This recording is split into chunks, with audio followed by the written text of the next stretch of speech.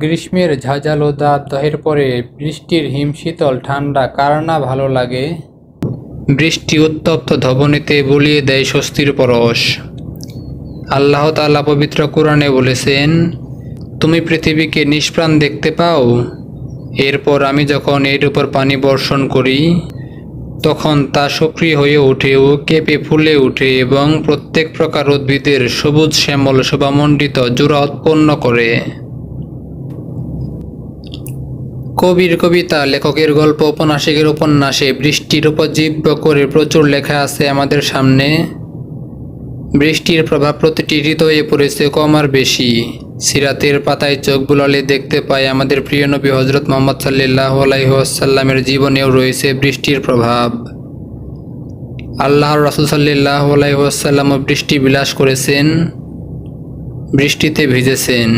হযরত আনাস রাহমাতুল্লাহ আলাইহি থেকে বর্ণিত, তিনি বলেন, একবার আমরা রাসূল সাল্লাল্লাহু আলাইহি ওয়াসাল্লামের সঙ্গে ছিলাম, তখন আমাদের বৃষ্টি পেল।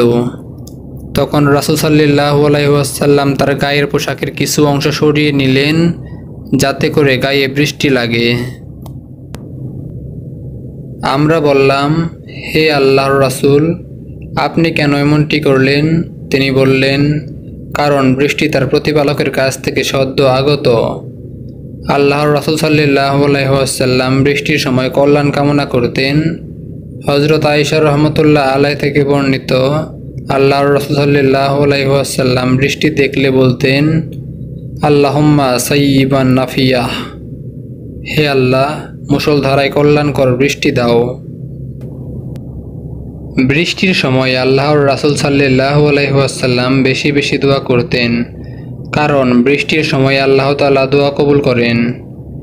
হযরত সাহল বিন সাদ রাহমাতুল্লাহ আলাইহি থেকে বর্ণিত, রাসূলুল্লাহ সাল্লাল্লাহু আলাইহি ওয়াসাল্লাম বলেছেন, দুই সময়ের দোয়া কখনো ফেরত দেওয়া হয় না, আযানের সময় যে দোয়া করা হয় এবং বৃষ্টি চলাকালীন যে দোয়া করা হয়।